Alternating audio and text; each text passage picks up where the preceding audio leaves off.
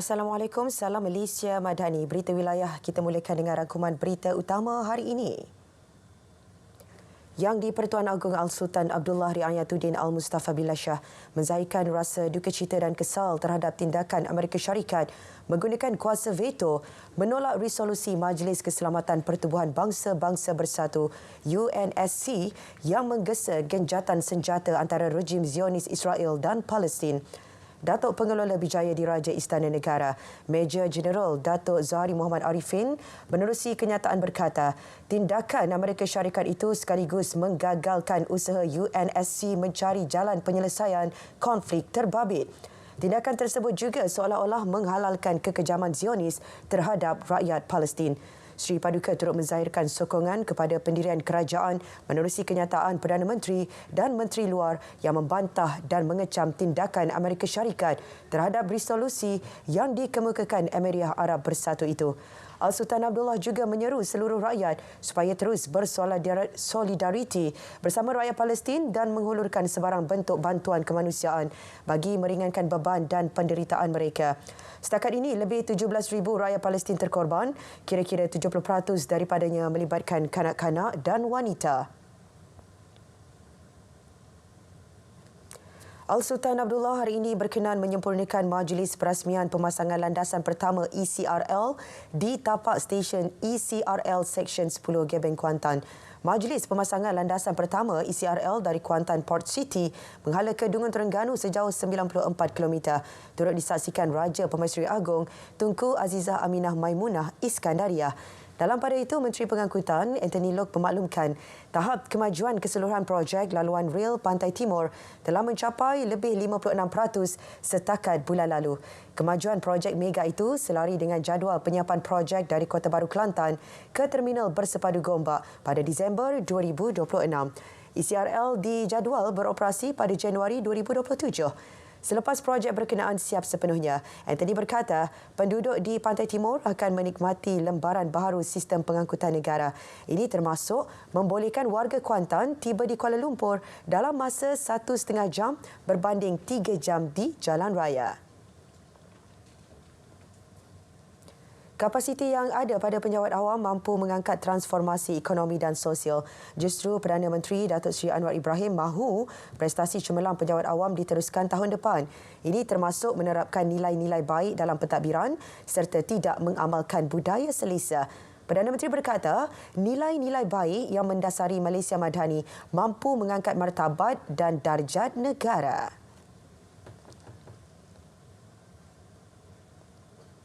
Entahlah, saya yakin sangat.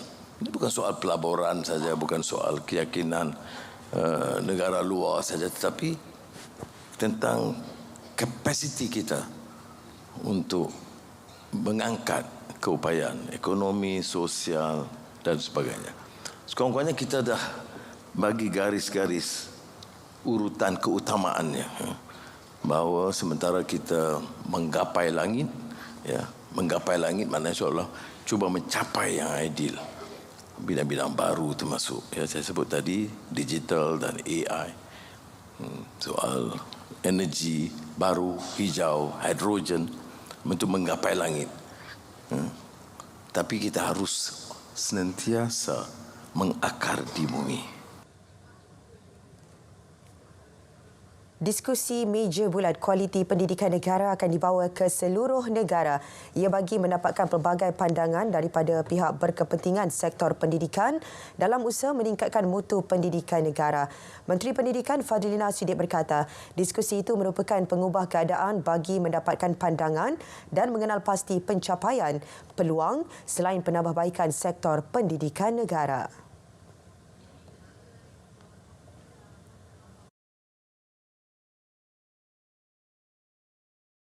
Dan ia tidak berakhir di sini saja.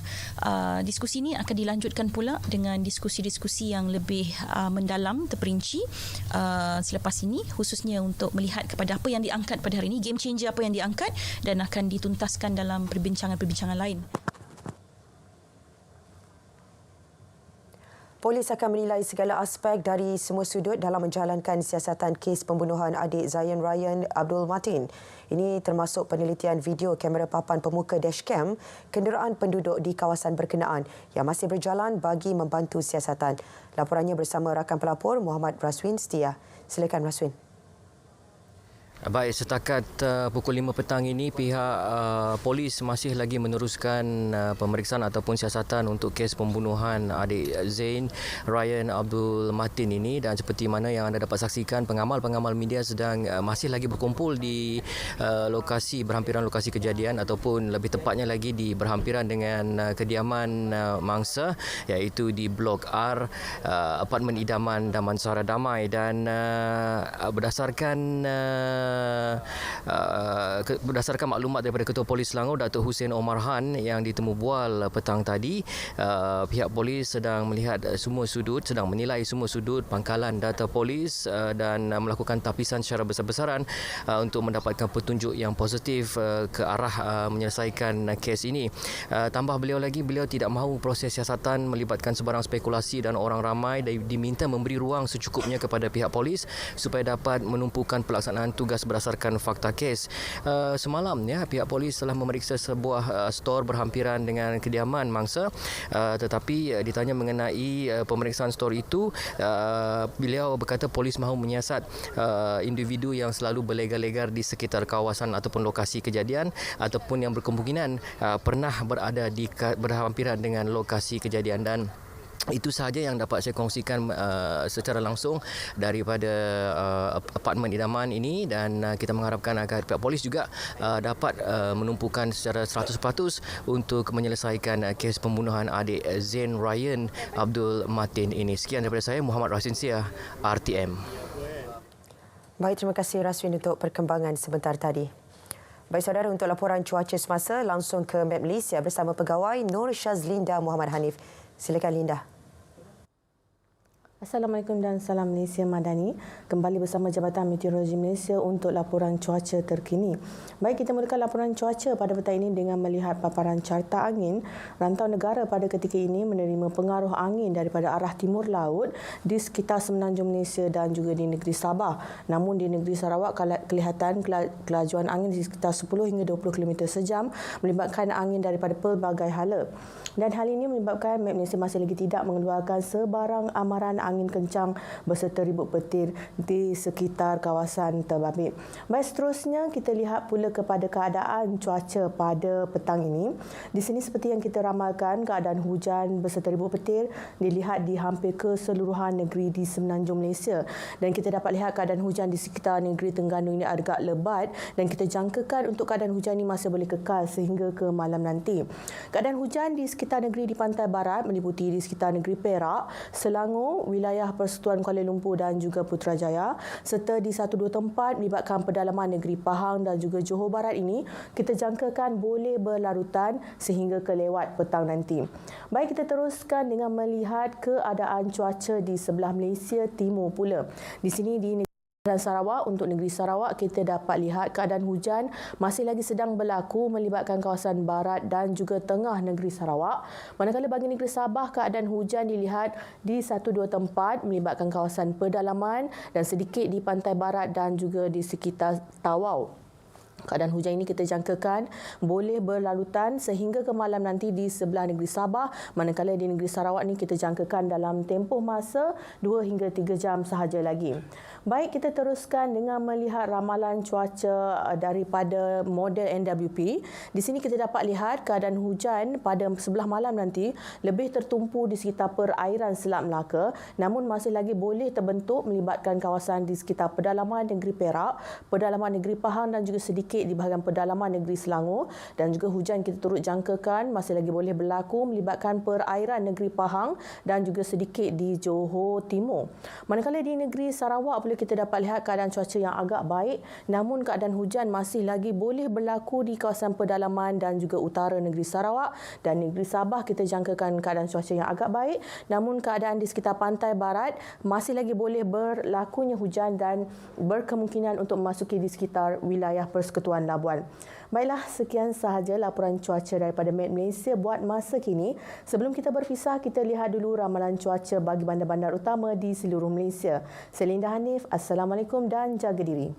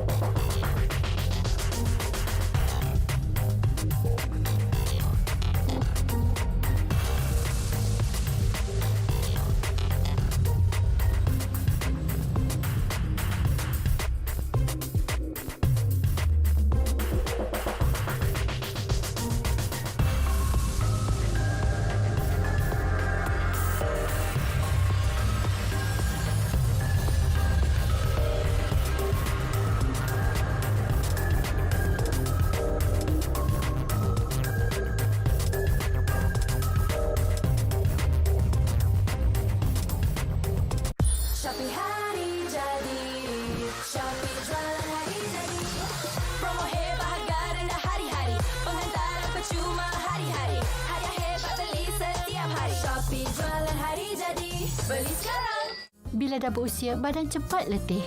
Jalan sikit pun dah mengat. Aktiviti banyak terbatas. Apatah lagi pergi ke masjid. Sejak saya minum Platinum Drink, Saya rasa lebih bertenaga. Alhamdulillah sekarang tak ada masalah dah. Aktiviti harian saya pun lebih lancar.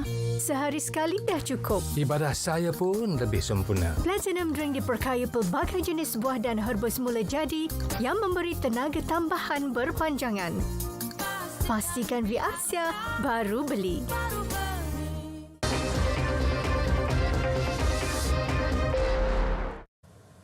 Baik, kembali dalam berita wilayah.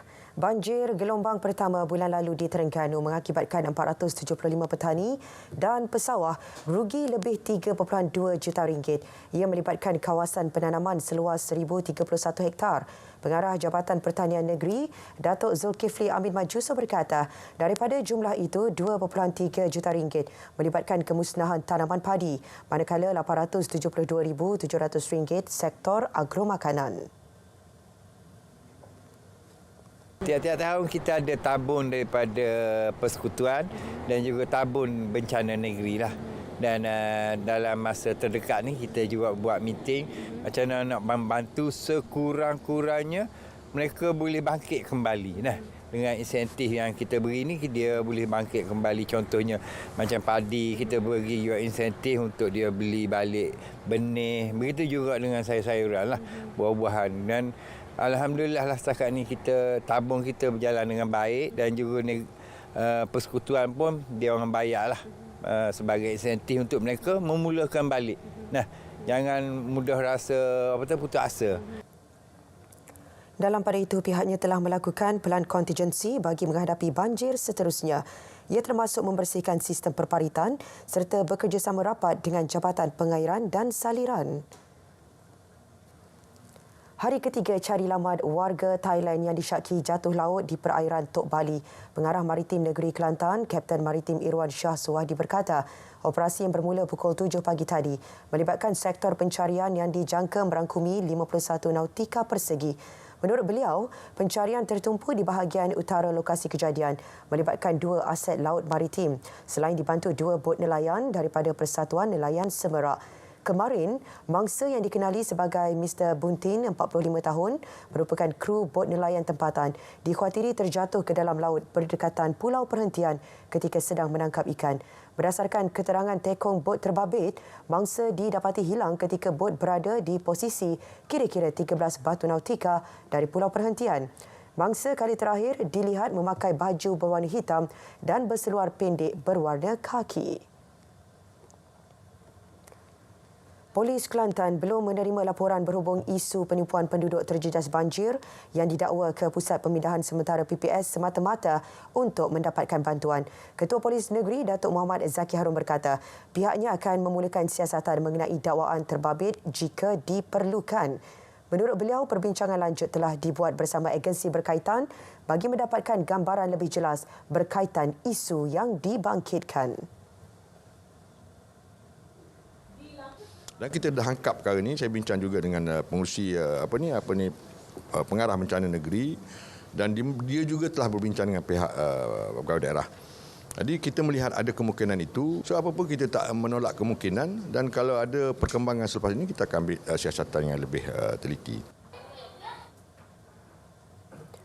Seorang lelaki warga Indonesia maut selepas tertimbus tanah di tapak projek pembinaan lebuh raya di Kampung Berembang, Kuala Lipis hari ini.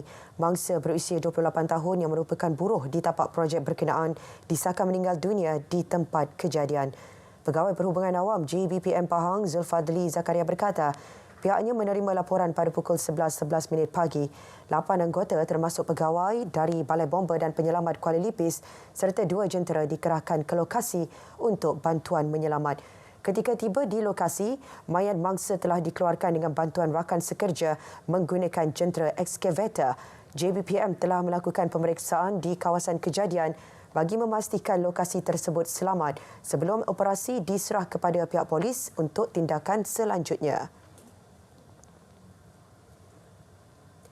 Aksi kejohanan Piala Emas Raja-Raja 2023. Pasukan Pahang dinobatkan selaku juara kejohanan selepas menundukkan Terengganu 4-1 dalam aksi final yang berlangsung di Stadium Darul Makmur Kuantan malam tadi. Pencapaian tersebut mengulangi kejayaan Pahang menjulang trofi sama pada edisi 2018 sekaligus merampas mahkota kejuaraan dari Selangor yang terkandas di separuh akhir. Dalam saingan akhir tersebut, 3 gol Pahang diraih menerusi Muhammad Fitri Aziz yang meledak 2 gol pada minit ke-27 dan 72. Manakala Muhammad Zarih Izzuddin dan Muhammad Amin Cik Jusoh masing-masing meledak 1 gol pada minit ke-32 dan 92. Sementara gol sagu hati Terengganu pula diraih hasil sepakan penalti Muhammad Adli Abdul Rahman pada minit ke-38. Kejayaan skuad Pahang itu membolehkan mereka meraih wang kemenangan bernilai RM80,000 beserta medal dan trofi Piala Emas Raja-Raja. Sementara Terengganu selaku Naib Johan membawa pulang medal dan hadiah kemenangan RM40,000. Dalam pada itu, Presiden Persatuan Bola Sepak Melayu Malaysia PBMM Muhammad Firdaus Muhammad memaklumkan pihaknya merancang untuk menjemput pasukan bola sepak Akademi Mokhtar Dahari pada penganjuran tahun depan bagi menjadikan saingan lebih kompetitif.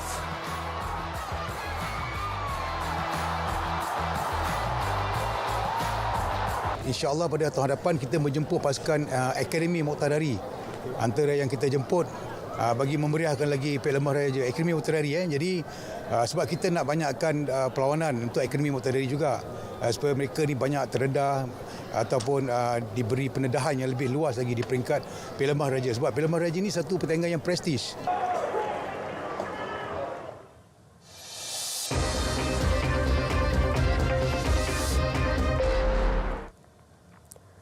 Baik saudara, seterusnya kita ke negeri di bawah bayu. Antara fokus, program setahun bersama Kerajaan Madani perlu diperluas. Perinciannya bersama rakan penyampai Rita Aloysius Malik di Kota Kinabalu. Silakan Rita. Baik dia.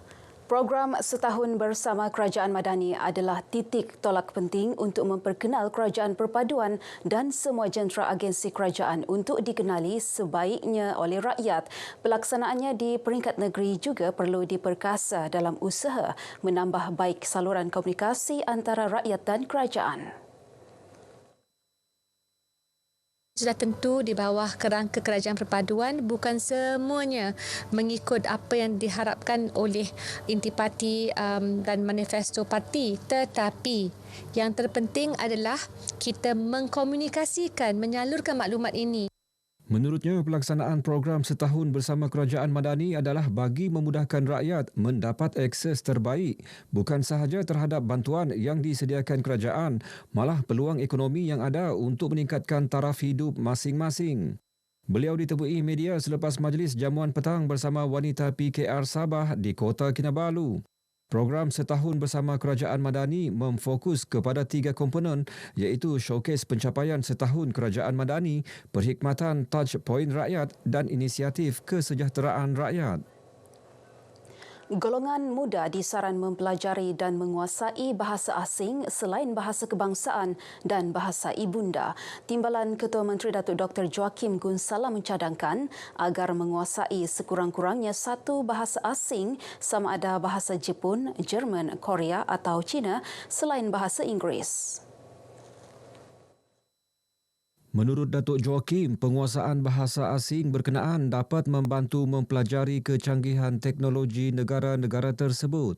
Beliau yang juga adun Kundasang berkata demikian sempena program peningkatan ekonomi dan Majlis Perasmian Kelab Anak Muda Kampung Lobo Baru di Ranau.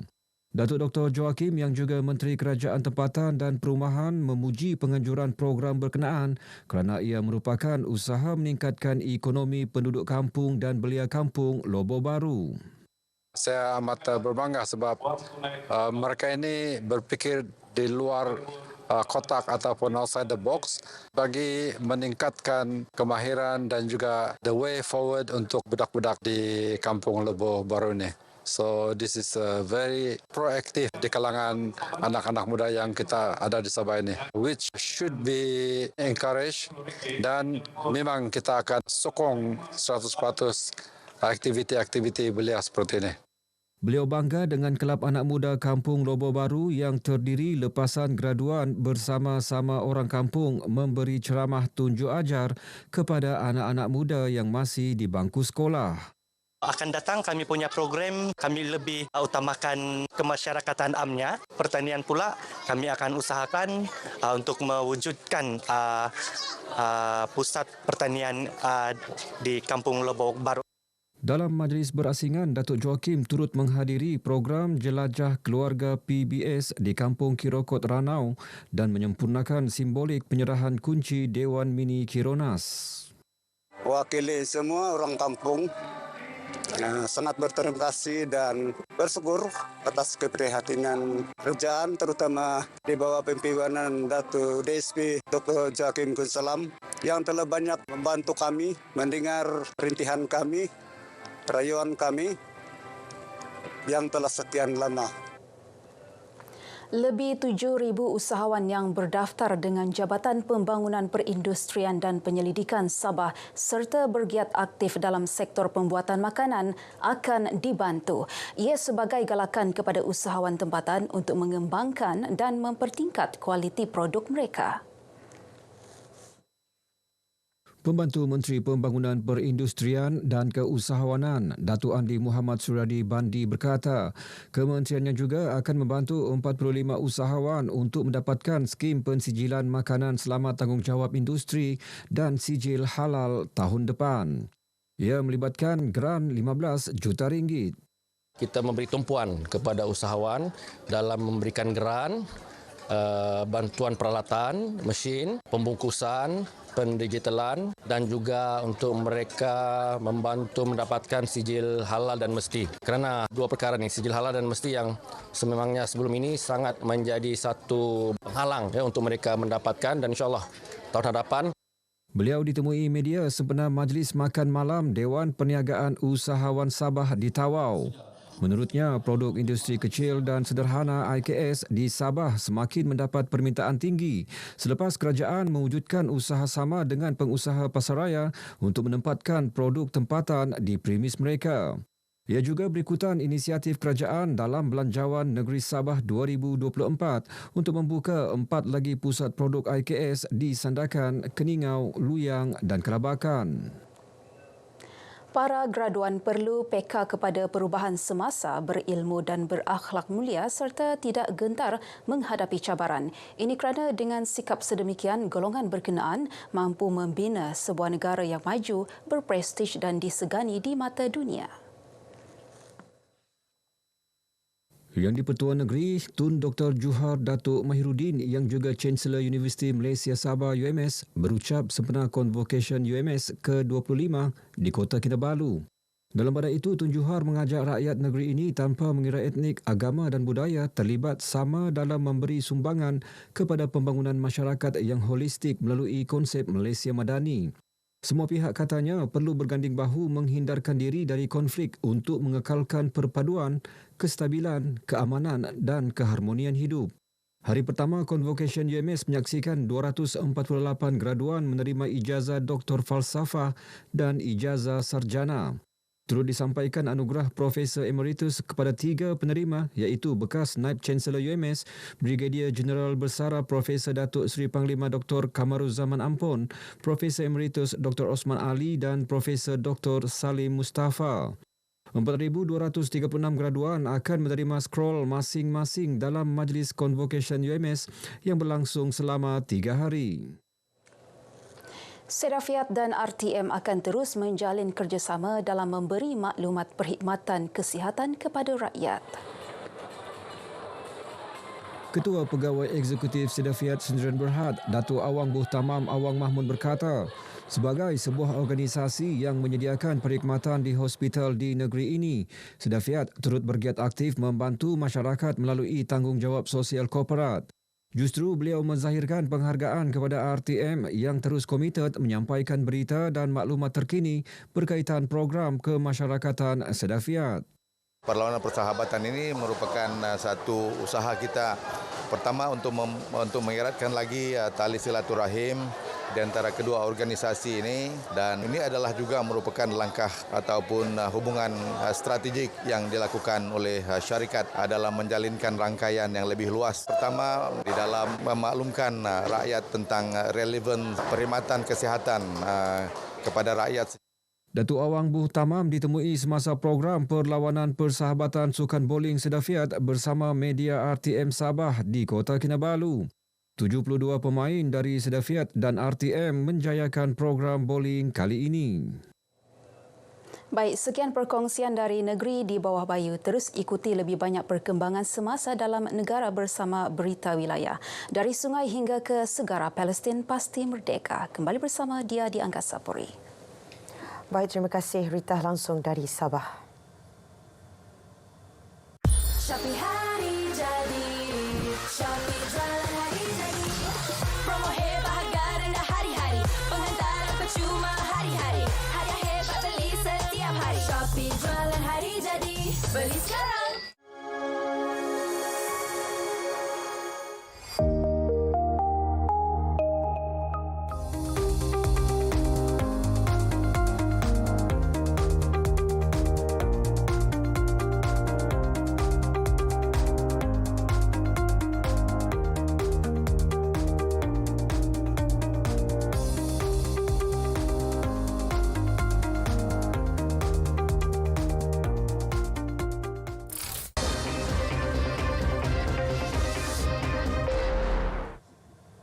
Baik, saudara, kita ke Bumi Kenyalang pula. Tumpuan hari ini, Kerajaan Sarawak komited tangani projek-projek sakit. Perinciannya kita langsung saja bersama rakan penyampai Vanessa Mering di Kuching, Sarawak. Silakan, V. Ya, terima kasih dia. Kerajaan Sarawak menggesa pendatang asing tanpa izin parti dan majikan yang berhasrat untuk menyertai program rekalibrasi tenaga kerja RTK 2.0 agar berurusan secara terus dengan pihak Jabatan Imigresen Malaysia Sarawak dan Jabatan Tenaga Kerja dengan kadar segera.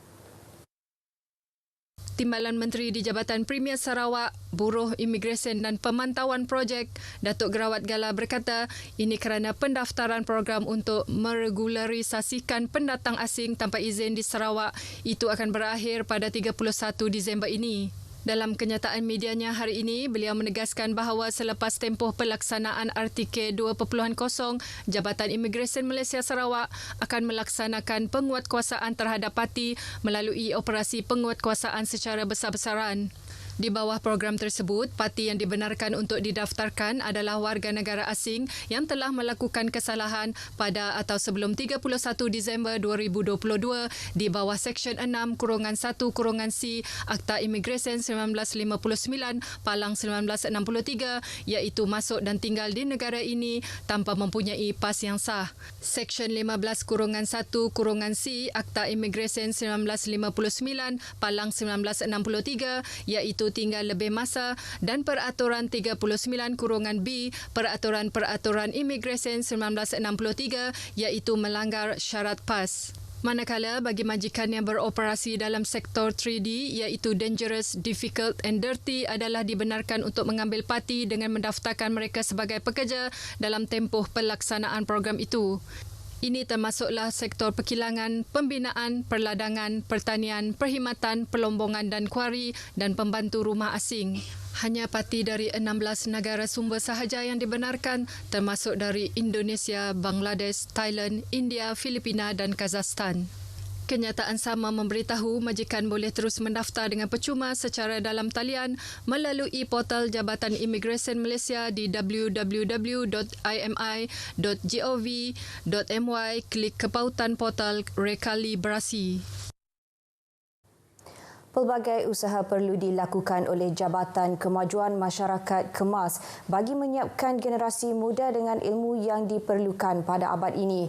Timbalan Menteri di Jabatan Premier Sarawak, Undang-Undang dan Adat Bumiputera Sarawak, Jefferson Jamil Unyat berkata, pemaju masyarakat KEMAS sebagai ejen perubahan pendidikan perlu melaksanakan pelbagai usaha bagi menjadikan kelas taska, tabika, kelas dewasa KEMAS sebagai peneroka ilmu. Kaki tangan KEMAS perlu sentiasa menerapkan budaya kerja yang positif, berdisiplin, berintegriti, profesional serta menjaga kerahsiaan jabatan dalam menjalankan tugas yang diamanahkan. Dan harapan saya juga pada malam ini juga agar Jabatan KEMAS sentiasa juga berusaha menambah baik perkhidmatan untuk mencapai bagi kanak-kanak taska KEMAS dan juga pencapaian peserta kelas dewasa KEMAS, kelas pendidikan kemahiran dan kelas literasi KEMAS. Beliau yang juga ahli Dewan Undangan Negeri Adun Bukit Goram berkata demikian ketika berucap pada Majlis Anugerah Penarafan Bintang KEMAS Kapit di Sibu. Ujarnya menerusi majlis penghargaan dan pengiktirafan seperti ini juga turut membuktikan prestasi cemerlang kaki tangan KEMAS dalam menjalankan tugas yang diberikan. Di samping menggalakkan persaingan sihat dan sebagai pembakar semangat kepada kaki tangan dalam menjalankan tugas di lapangan. Sarawak Energy Berhad SEB telah melantik kontraktor untuk kerja-kerja membersih kawasan semak dan tumbuhan berdekatan tiang dan kabel elektrik yang menjadi salah satu punca kerap kali berlaku gangguan bekalan elektrik di Limbang.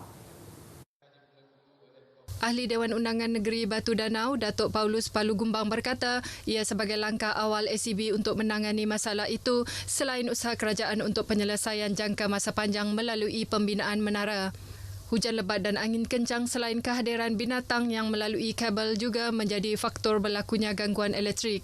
Beliau berkata demikian pada Majlis Hari Keluarga pra-Krismas Jawatankuasa Kemajuan dan Keselamatan Kampung JKKK Batu Danau dan Kampung Pandak di Limbang. Datuk Paulus juga memberitahu kerja-kerja pemasangan menara dan penyambungan bekalan elektrik dari Miri ke Limbang seterusnya ke Lawas sedang dilakukan ketika ini. Ia dijangka menyelesaikan masalah gangguan bekalan elektrik yang kerap berlaku di daerah Limbang yang masih bergantung kepada set generator diesel.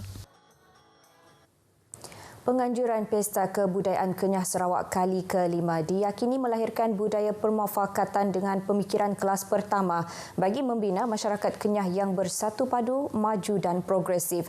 Ahli Parlimen Baram merangkap Penaung Persatuan Kebangsaan Kenyah Sarawak, Datuk Anyi Ngau berkata perayaan kebudayaan selama 2 hari itu mampu memupuk semangat perpaduan dan hubungan silaturahim di kalangan kaum Kenyah di seluruh Sarawak. Jelasnya, perayaan kebudayaan sebegini dapat memperkenalkan dan memupuk minat generasi muda supaya menguasai kemahiran serta pengetahuan dalam seni dan kebudayaan kaum Kenyah seperti tarian kanjet lasan, nyanyian belian, permainan tradisional sambe, katong dan tawak serta makanan tradisional seperti loko, adut atau selukung. Beliau berucap pada Majlis Penangguhan Pesta Kebudayaan Kenyah Sarawak kali ke-5 di Miri. Beliau juga yakin dengan penganjuran program kebudayaan akan menjadi platform sebagai aktiviti tahunan memperkenalkan dan mempromosikan lebih luas lagi adat kebudayaan dan kesenian kaum Kenyah. Lebih 1,000 masyarakat Kenyah dari Belaga, Bintulu, Marudi dan Miri datang memeriahkan pesta tersebut. Turut hadir timbalan Ketua Setiausaha Kementerian Pelancongan, Seni dan Budaya Malaysia, Muhammad Yusni Muhammad Yunus, Ahli Dewan Undangan Negeri Adun N66 Murum, merangkap Presiden Persatuan Kebangsaan Kenyah Sarawak, Tuan Kennedy Cukpai Ugon dan Adun N77 Telang Usan Datuk Dennis Ngau. Radio Televisyen Malaysia RTM Limbang mencatat pencapaian cemerlang peningkatan pendapatan radio hampir 100% bagi tempoh Januari hingga November. Ketua Penolong Pengarah Seksyen Radio Maril Cunggat berkata, kejayaan itu didorong hasil kerjasama rakan strategik dalam penganjuran program di Limbang dan Lawas, termasuk komitmen padu yang diberikan warga kerja RTM Limbang.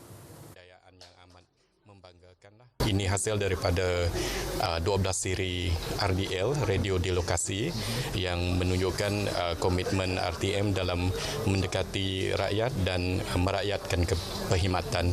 Jadi antara stesen-stesen yang kira kita boleh kagum kerana berjaya mempamerkan prestasi yang memberansangkan. Bagi tempoh itu, RTM Limbang memperoleh pendapatan lebih RM14,000, peningkatan 97%. Beliau menyatakan demikian kepada pemberita selepas merasmikan Malam Gemar 8 Bintang Stylo Artis mewakili pengarah penyiaran Sarawak di Limbang. Pada majlis tersebut, Gapo Jali, Pengawal Keselamatan RTM Limbang, dianugerahkan anugerah Sri Kencana untuk mengiktiraf kejayaan beliau mengharumkan jabatan dalam bidang sukan sehingga ke peringkat antarabangsa. Seorang lelaki tempatan dan seorang wanita warga asing telah berjaya ditahan oleh sepasukan pegawai dan anggota polis dari Bahagian Siasatan Jenayah Narkotik BSJN. Ibu Pejabat Polis Daerah IPD Miri berumur 23 hingga 48 tahun disyaki terlibat dengan aktiviti pengedaran dadah di Miri. Ketua Polis Daerah Miri ACP Alexan Naga Cabu dalam kenyataan media berkata, lelaki dan wanita terbabit ditahan dalam serbuan di Bandaraya Miri sekitar pukul 4.35 petang pada Sabtu lepas. Hasil pemeriksaan dan serbuan, pihak polis turut merampas satu plastik berwarna hitam yang berisi dadah disyaki jenis ekstasi, anggaran berat 1.7 kilogram. Jumlah rampasan bernilai RM32,400. Kedua-dua suspek ditahan reman selama 5 hari bagi membantu siasatan. Kes ini disiasat di bawah Seksyen 39B Akta Dadah Berbahaya 1952. Perkongsian itu tadi mengakhiri berita dari Sarawak. Dari sungai hingga segara, Palestin pasti merdeka. Kita kembali bersama Dia di Angkasa Puri untuk berita seterusnya. Silakan Dia. Baik, terima kasih Vanessa langsung dari Sarawak.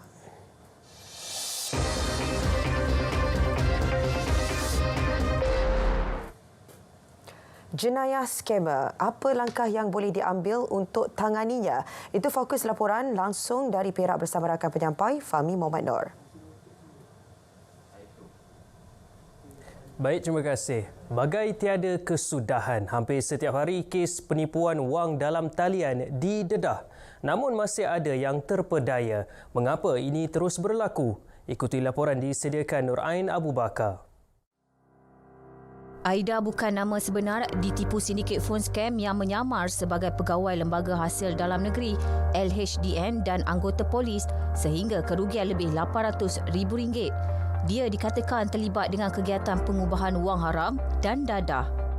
Mula-mula dia minta rahsiakan, kemudian dia minta juga cak saya gadai barang kemas saya dan everything.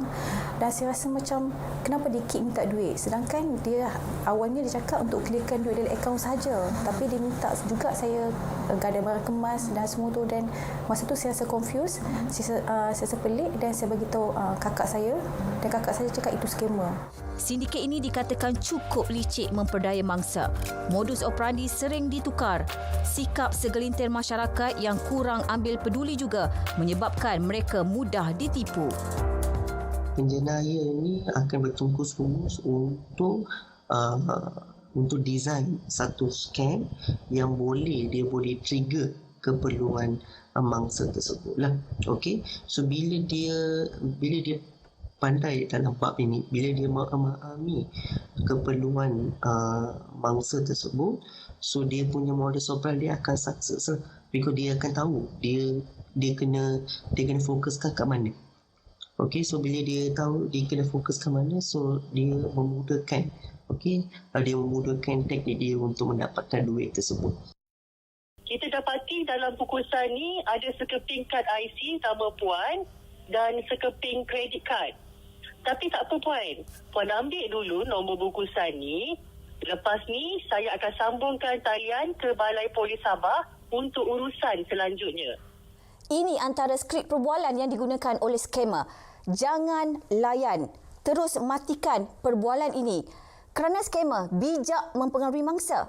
Semakin dilayan, lebih besar peluang kita terjerat dengan helah mereka.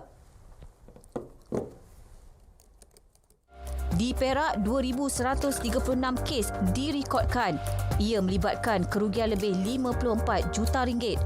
Tertinggi, kes belian secara dalam talian diikuti phone scam dan pelaburan, manakala 6,882 akaun bank disekat.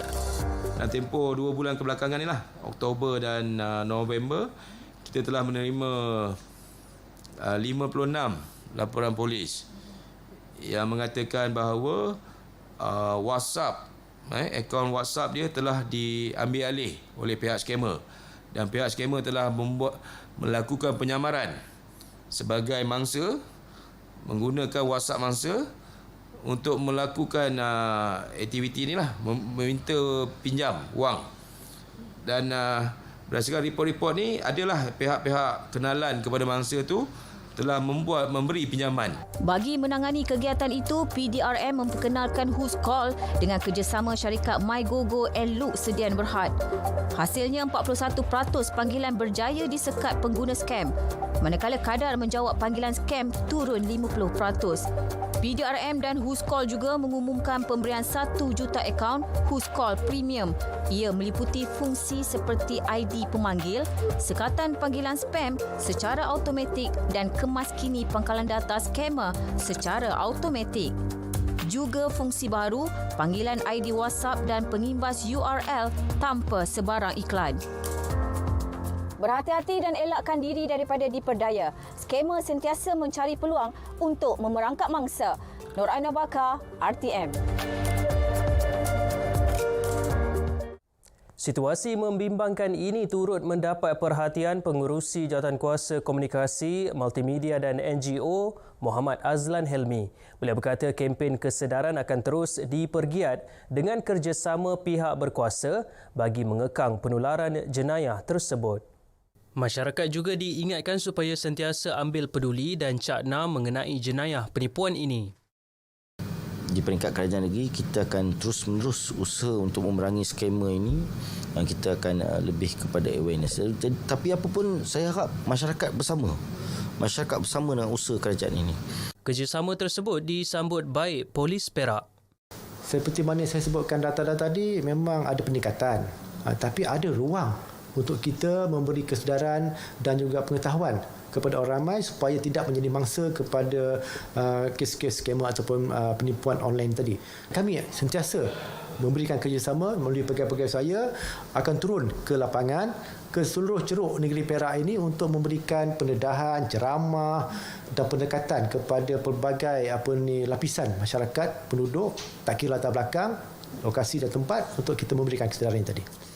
Sekian dahulu sumbangan berita dari Perak, dari sungai hingga ke segara. Palestin pasti merdeka. Assalamualaikum dan salam Malaysia Madani. Baik, terima kasih Fahmi langsung dari Perak.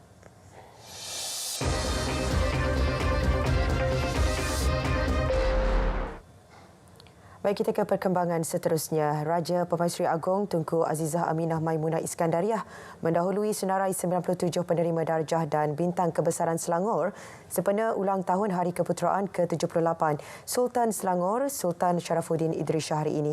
Tunku Azizah dikurniakan darjah kerabat Selangor yang amat dihormati DK. Istiadat penggunaan berlangsung di Istana Alam Shah Kelang. Berangkat sama ke istiadat itu Tengku Pemaisuri Selangor, Tengku Permaisuri Nur Ashikin dan Raja Muda Selangor, Tengku Amir Shah selain Menteri Besar Datuk Seri Amiruddin Syari. Panglima Angkatan Tentera Jeneral Tan Sri Muhammad Abdul menerima darjah kebesaran Sri Paduka Mahkota Selangor SPMS yang membawa gelaran Datuk Seri. Turut menerima darjah sama adalah Ketua Polis Negara Tan Sri Razaruddin Husin. Perdana Menteri merafak sembah dan ucapan tahniah sepenuh ulang tahun Hari Keputeraan ke-78 Sultan Selangor Sultan Sharafuddin Idris Shah. Menerusi hantaran di Facebook rasminya, beliau mendoakan semoga Sultan Sharafuddin, Tengku Permaisuri Selangor, Tengku Permaisuri Nur Ashikin dan seluruh kerabat diraja sentiasa dilimpahi rahmat dan hidayahnya serta berada dalam keadaan sihat, sejahtera dan penuh kedaulatan. Tambah Datuk Seri Anwar, beliau dan sekalian rakyat akan terus memberikan ketaatan dan kesetiaan yang tidak berbelah bahagi. Selangor berjaya meraih kutipan hasil berjumlah 2.571 bilion ringgit setakat 6 Disember lalu. Menurut Menteri Besar Selangor, Datuk Seri Amiruddin Syari, jumlah itu meningkat 128% daripada sasaran 2 bilion ringgit yang ditetapkan tahun ini. Ini adalah manifestasi dan bukti kesungguhan barisan pimpinan dan penjawat awam anggota pentadbiran Kerajaan Tuanku bagi memacu ekonomi negeri dan meningkatkan hasil demi manfaat rakyat jelata.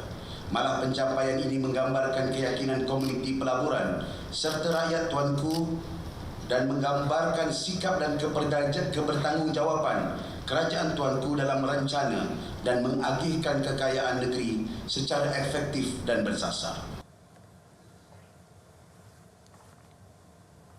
PDRMD benar untuk memeriksa video rakaman kamera papan pemuka dashcam milik kereta peribadi pengguna. Ia selaras dengan Seksyen 21 Akta Polis 1967. Mana-mana individu yang gagal memberikan kerjasama boleh ditangkap di bawah Seksyen 186 Kanun Kesiksaan. Berdasarkan perkembangan semasa dan teknologi yang semakin canggih, PDRM menjalankan siasatan mengikut perubahan arus perdana termasuk penggunaan rakaman video yang dirakam menggunakan peranti-peranti yang dipasang di kenderaan seperti kamera papan pemuka yang disebutkan tadi. Rakaman kemalangan dari dashcam sebuah kenderaan sebenarnya membantu PDRM dan ia dijadikan sebagai keterangan untuk dikemukakan dalam mahkamah selaras dengan peruntukan di bawah Akta Keterangan 1950 berhubung kaedah keboleh terima dokumen.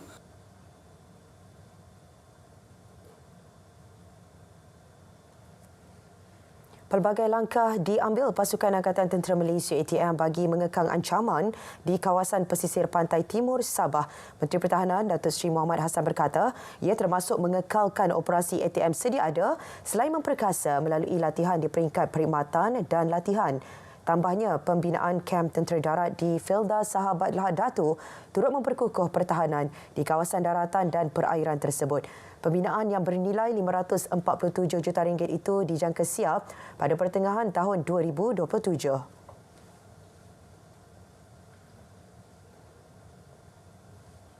Selain daripada itu, aset-aset lain yang ditempatkan seperti radar coastal surveillance system, 2 buah pengkalan operasi hadapan di laut dalam bentuk sea basing di perairan Sempurna dan Sedakan yang melibatkan pengoperasian pengkalan tentera laut secara silih berganti. Kita ada sebuah kapal auxiliary silih berganti, kapal Bunga Emas dan kapal Tun Azizan, serta aset-aset dari tentera darat, tentera laut dan tentera udara yang telah meningkatkan keselamatan maritim dan daratan di kawasan berkenaan Tan Sri. Nilai ekspor bagi industri halal tahun 2022 merekodkan jumlah sebanyak 59.5 bilion ringgit. Ini menunjukkan peningkatan sebanyak 64% berbanding 2021. Produk ekspor itu meliputi barangan makanan dan minuman, bahan ramuan dan produk kosmetik.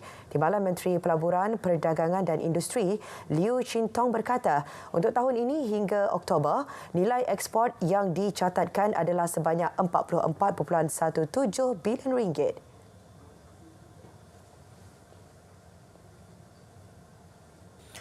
MITI menerusi Halal Development Corporation Berhad HTC dan Matrade sentiasa mempromosikan produk-produk Malaysia ke negara luar termasuk produk halal dari masa ke semasa menerusi penyediaan platform dan kempen perniagaan melalui acara-acara utama.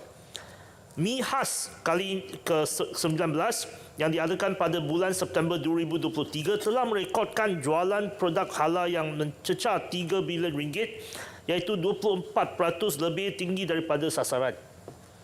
Pameran halal terbesar di dunia ini telah memadankan 469 syarikat tempatan dan dengan 231 pembeli antarabangsa dari 44 buah negara.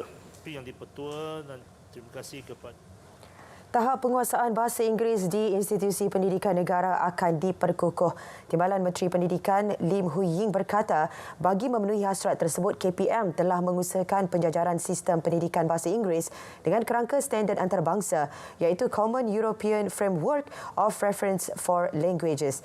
Penjajaran itu melibatkan penambahbaikan daripada peringkat prasekolah sehingga ke pendidikan tinggi.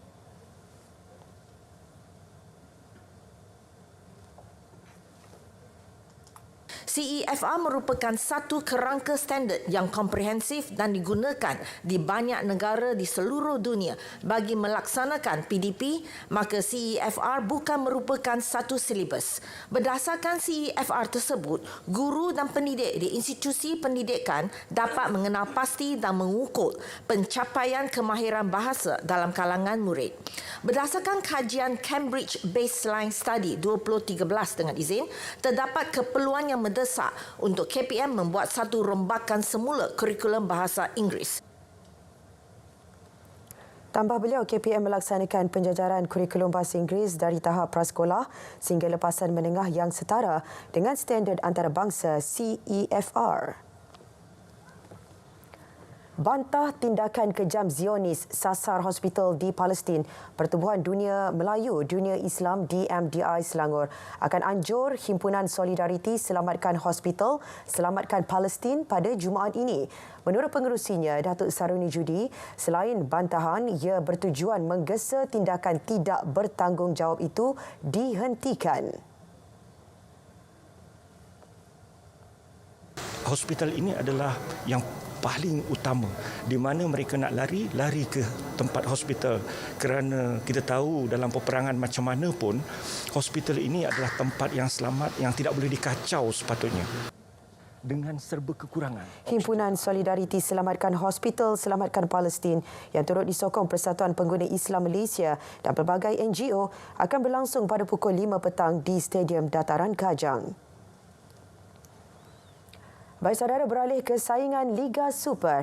Perlawanan yang berlangsung di Stadium Majlis Bandaraya Petaling Jaya malam tadi menyaksikan PDRM FC berpesta gol dengan membelasah Kelantan FC 7-2.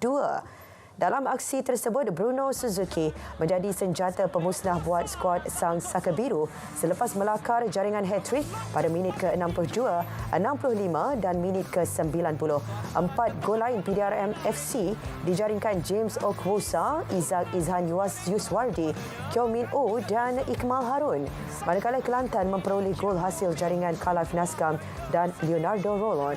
Selepas ini, Kelantan FC dijadual bertemu Kelantan United pada Sabtu ini, manakala PDRM FC akan menutup kempen dengan menentang Selangor FC pada hari Ahad. Siren amaran awal banjir ialah sistem pengesan kenaikan aras air secara automatik. Sistem ini dilengkapi dengan pembesar suara akustik, sistem pemantauan bersepadu dan menggunakan sistem solar sepenuhnya. Selain itu, ia juga berupaya memberi arahan daripada Pusat Kawalan Program Ramalan dan Amaran Banjir Negara ke stesen siren dengan kaedah voice activation. Keupayaan bunyi siren ini boleh menjangkaui 1 hingga 2 kilometer bergantung kepada keadaan topografi setempat. Terdapat 2 jenis siren. Pertama, bunyi siren amaran.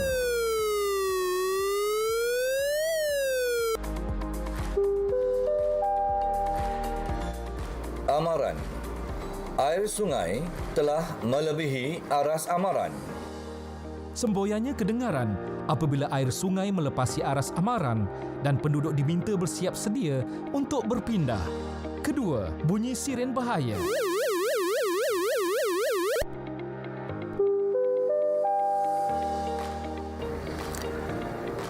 Bahaya. Air sungai telah melebihi aras bahaya. Ia diaktifkan setelah air sungai melepasi aras bahaya dan penduduk diminta untuk berpindah serta-merta. Sistem siren amaran awal banjir memberi manfaat kepada masyarakat bersiap siaga menghadapi bencana banjir.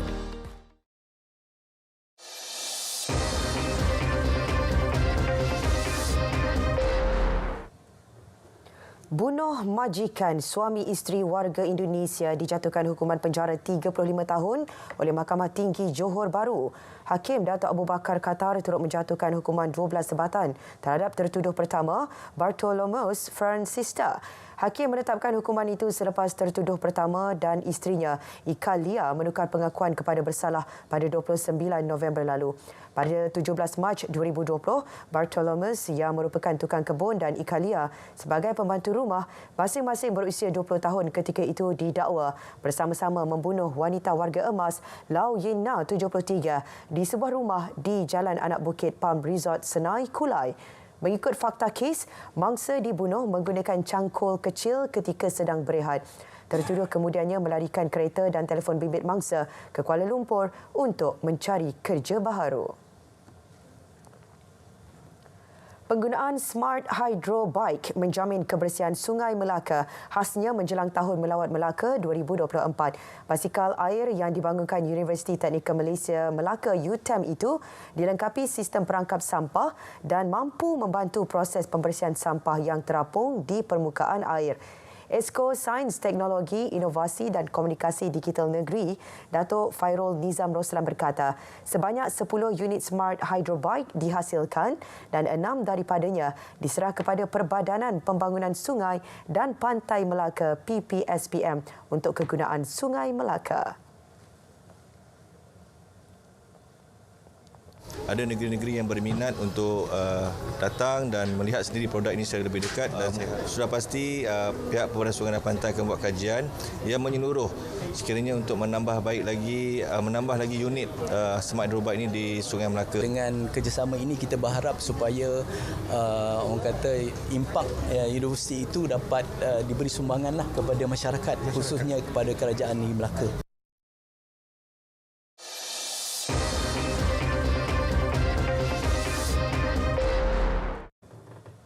7 lelaki termasuk 6 warga asing diberkas kerana dipercayai terbabit aktiviti mengebum ikan di kedudukan kira-kira 29 Batu Nautika Barat Laut perairan Tanjung Kubung Sabtu lepas. Pengarah Zon Maritim Labuan, Kapten Izwan Hadi Idrus memaklumkan, menerusi Overland turut ditahan sebuah bot induk bersama sebuah sampan. Menurut beliau, hasil pemeriksaan lanjut, operasi yang mendapat kerjasama Jabatan Perikanan Labuan itu menemukan 300 kg ikan dan 300 kg hasil laut yang telah dikeringkan serta beberapa alat mengebum ikan. Tekong bot berkenaan juga gagal kemukakan lesen bot dan lesen perikanan yang sah. Kesemua tangkapan bot serta hasil tangkapan dibawa ke JT Zon Maritim Labuan untuk siasatan lanjut. Kes disiasat mengikut Akta Perikanan 1985, Akta Imigresen 1959, Palang 63 serta Enakmen Pelabuhan dan Dermaga 2022. Rakyat Malaysia memang hebat kerana tegas pertahankan hak Palestin. Memang kita jauh dari dunia Arab. Kita jauh dari dunia Palestin. Kita jauh dari Gaza. Tetapi setiap detik berlaku menyentuh hati nurani kita.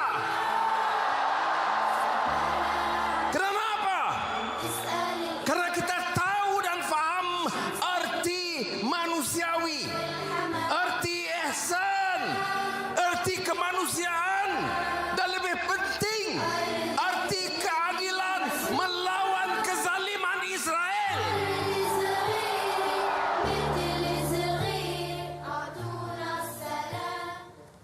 Baik saudara, berita wilayah berakhir di sini. Dari sungai ke segara, Palestin pasti merdeka. Malaysia Madani, tekad perpaduan penuhi harapan.